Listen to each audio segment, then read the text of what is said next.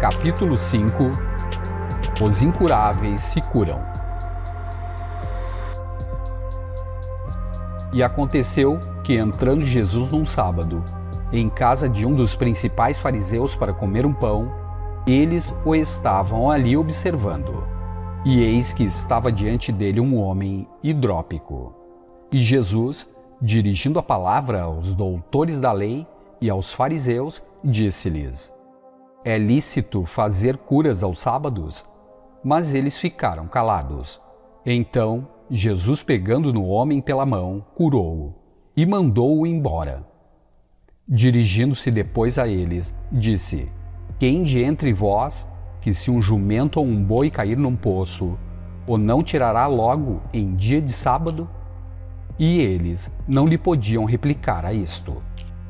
Lucas 14, 1:6. O fariseu está por toda parte. É o tipo de homem que dá importância aos atos e observâncias exteriores. Faz questão do rigor da lei e falta-lhe o amor e compreensão que estão por trás das palavras do Evangelho. O fariseu acredita que o ventilador faz o seu pescoço doer, que os micróbios são a causa de seu resfriado e que o vírus oculto é a causa de sua gripe. O tempo, as condições e circunstâncias influenciam a mente apenas de modo sugestivo. O homem é o único pensador neste mundo. Daí conclui-se que o ventilador não lhe pode provocar um resfriado, a não ser que ele pense isso. Uma crença é um pensamento geralmente aceito como verdadeiro. Muita gente pode ficar sentada debaixo de um ventilador o dia todo, sem se resfriar ou ficar de pescoço duro. Se a pessoa aceitar a sugestão hipnótica de que se vai resfriar devido a uma corrente de ar, o fato é que o resfriado foi devido ao seu próprio pensamento. Ele tinha o poder de rejeitar ou aceitar a sugestão. Se aceita, o resultado deve-se ao movimento de sua própria mente. Ele só pode culpar a si próprio. Sua mente aceitou uma ideia falsa e produziu as consequências. O caso de hidropsia, mencionado acima no relato do Evangelho, foi devido a um fluxo de negatividade. Quando a mente está cheia de tensões, um efeito correspondente é produzido no organismo, e há uma desintegração nos órgãos da eliminação. Se um homem estiver cheio de ódio ou um ressentimento profundo, isso poderá bem provocar um derrame interno que, se não for controlado, poderá acabar desintegrando seus órgãos vitais, devido ao efeito corrosivo desses venenos mentais. O estado do organismo é uma imagem externa da atitude mental do homem ou seus estados de consciência. Conheci um homem em Londres que era muito religioso e completamente desprovido de qualquer má vontade ou ressentimento. No entanto, viu o pai morrer de hidropsia, e aquilo deixou-lhe uma impressão profunda. Disse-me que toda a vida receou que lhe acontecesse a mesma coisa. Acrescentou que costumavam fazer sondagens no pai com um aparelho e que o médico extraía grandes quantidades de água de sua cavidade abdominal.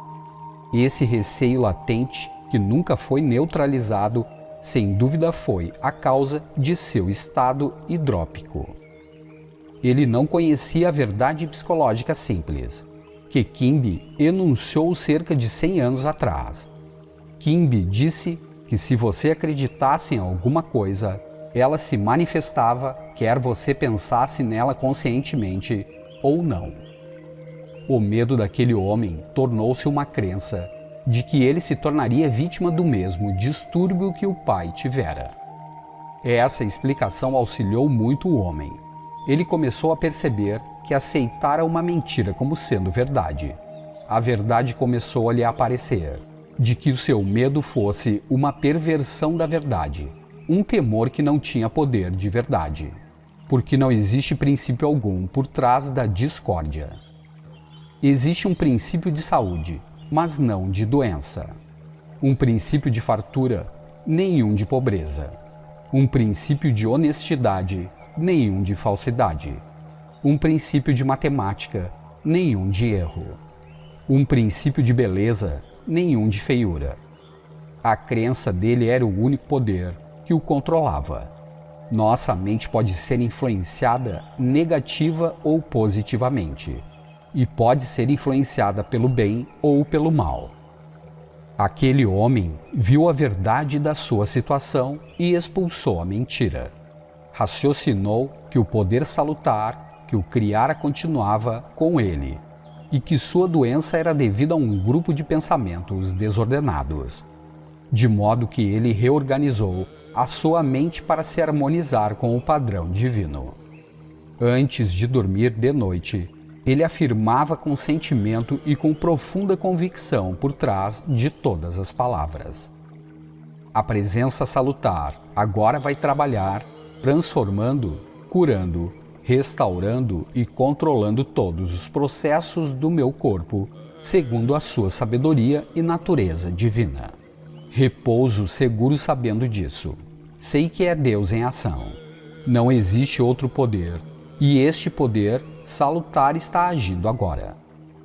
Ele repetiu a oração todas as noites, durante uns 30 dias. No fim desse período, sua mente chegara a uma convicção de saúde. Aquele era o dia do sábado para ele, o que significava o momento da realização total de sua mente. Há alguns anos assisti um ofício numa igreja, em que o ministro fez um belo sermão sobre as curas divinas. Depois do ofício, um membro da direção da igreja do ministro lhe disse: "Está muito bem dizer, Jesus curou, mas não venha dizer que nós podemos fazê-lo. Podem imaginar uma declaração dessas nessa nossa era dita esclarecida?" O homem que pronunciou aquelas palavras tinha tido centenas de curas em sua vida.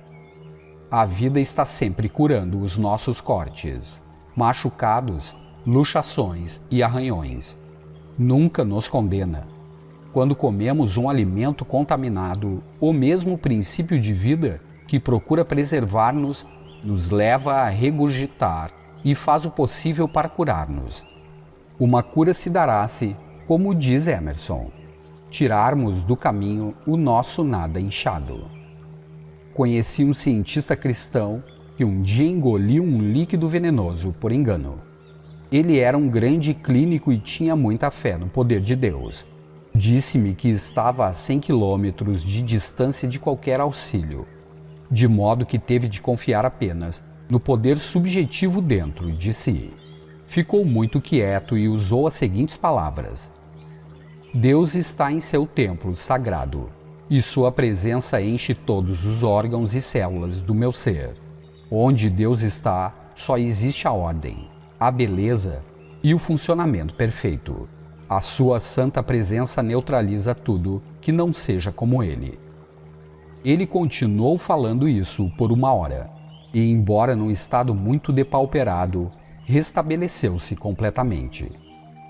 Podemos tomar um veneno corrosivo, confiando no poder subjetivo para anular os efeitos maléficos? Não sugiro que qualquer pessoa faça a experiência. Acredito piamente que, numa emergência ou numa situação de engano, o sincero estudante da verdade, que busque lealmente auxílio em Deus, poderá de fato provar as palavras de São Marcos: "E se beber alguma coisa mortífera, não lhes fará mal", e sair da experiência ileso. Existem venenos mentais, bem como físicos. Os doutores da lei e os fariseus existem em todos nós.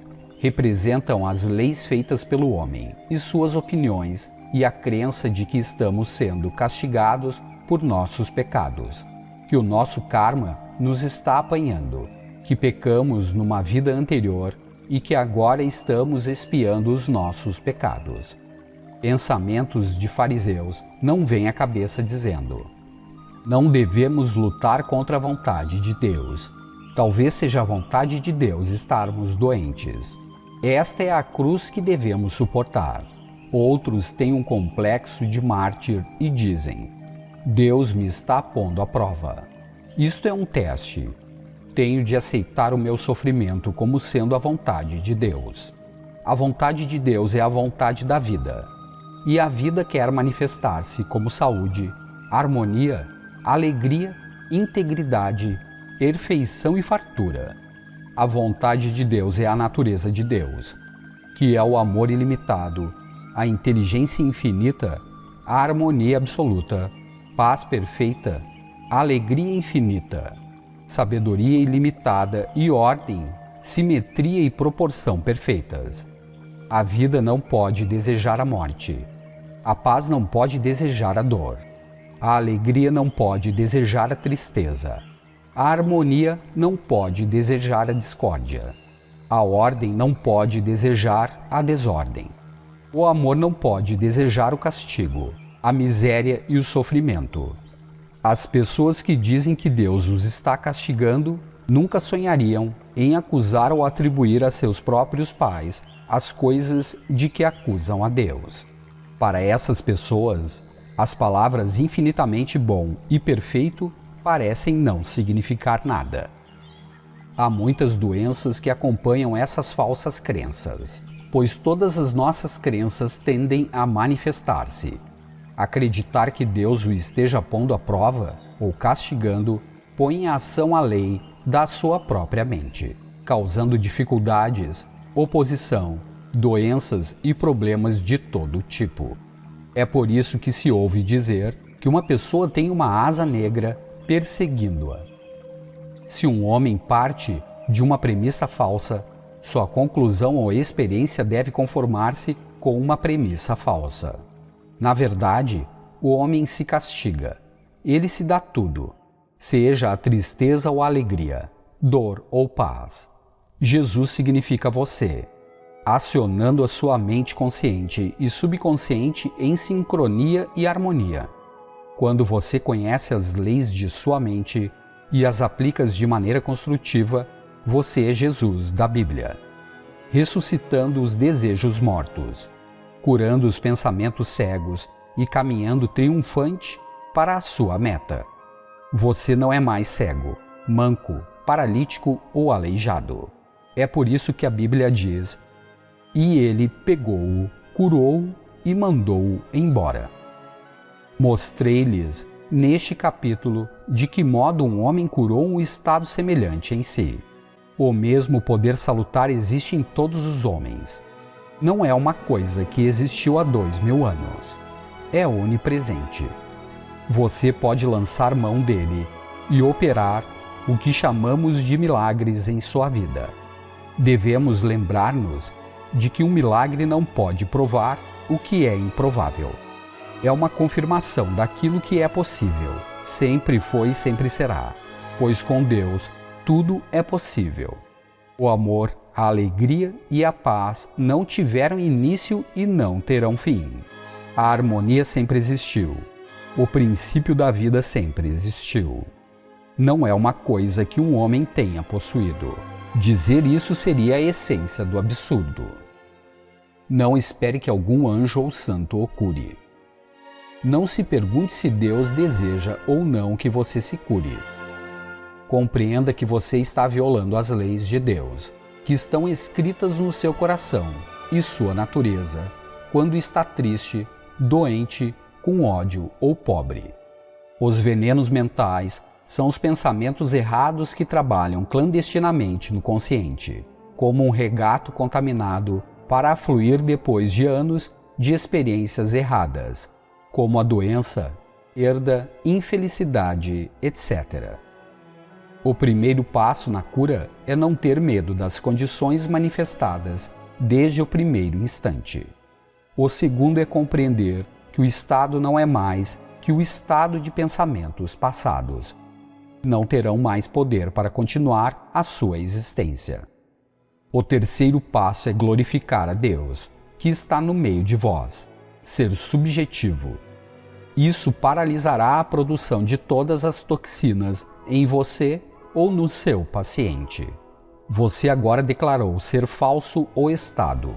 Ao levantar-se vendo a pessoa como ela deve ser, você atrai a manifestação, o estado ideal a você.